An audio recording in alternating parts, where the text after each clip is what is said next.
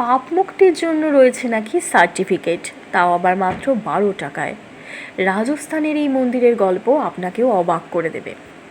দক্ষিণ রাজস্থানের গোতামেশ্বর মহাদেবের মন্দির, স্থানীয়ভাবে হরিদ্বার নামে বিখ্যাত। প্রতাপগড় জেলায় অবস্থিত এই মন্দিরটি। পাপ মুক্তির শংসাপত্র দেয় শুধু রাজস্থানের এই মন্দিরটি।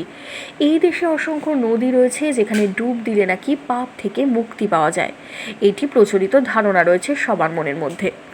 কিন্তু কোথাও কোনো সার্টিফিকেট পাওয়া যায় না। শুধুমাত্র দক্ষিণ রাজস্থানের এই মন্দিরই পাপ মুক্তির সার্টিফিকেট বিলি করে, তাও আবার মাত্র 12 টাকায়। তবে রাজস্থানের মন্দিরটি কোনো নদীর সংলগ্ন এলাকায় নয়, মন্দির সংলগ্ন একটি কুণ্ড রয়েছে, সেখানেই ডুব দিলে পূর্ণ অর্জন হয় বলেই প্রাচীন বিশ্বাস।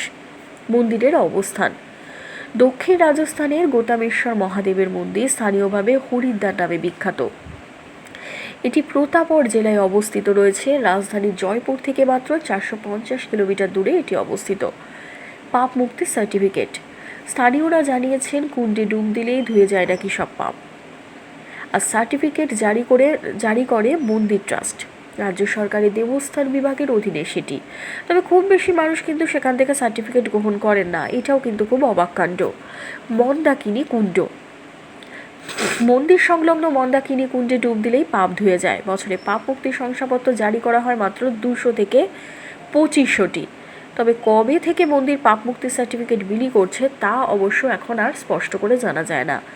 সার্টিফিকেট দেওয়ার সত্ত্বেও স্থানীয়ভাবে বলা হয়, একটা সময় যারা অনিচ্ছাকৃতভাবে একটি প্রাণী হত্যা করার পাপ কাজটি করেছে, তাদের জাত বা সম্প্রদায়ের বয়কট করেছে, তারাই এই কুণ্ডে ডুব দিয়ে পাপ মুক্ত হতে পেরেছেন। তাদেরই সার্টিফিকেট দেওয়া হয়, আর সার্টিফিকেটে লেখা থাকে কবে তারা পাপ কাজটি করেছে আর বয়কট কবে থেকে প্রত্যাহার করা হবে।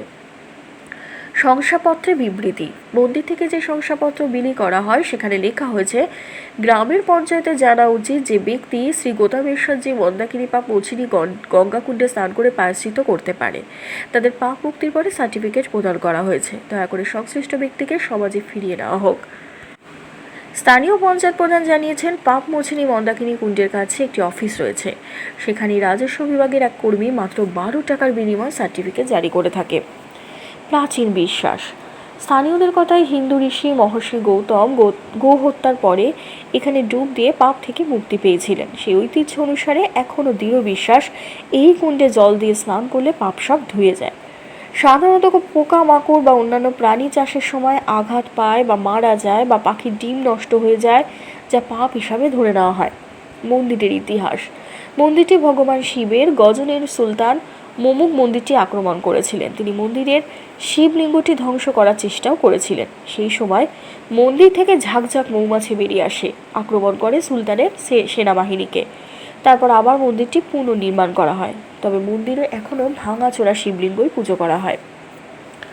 শংসাপত্র বিলির প্রাচীন কারণ: মন্দিরে এক পুরোহিত জানিয়েছেন, প্রাচীনকালে এই মন্দিরে লোকজন কম আসত, এটি ছিল দুর্গম এলাকায়, তাই কোনো কোনো মানুষ ডুব দিয়ে পূর্ণ অর্জন করেছে, তার প্রমাণ হিসেবে এই শংসাপত্র বিলি করা হয়েছিল।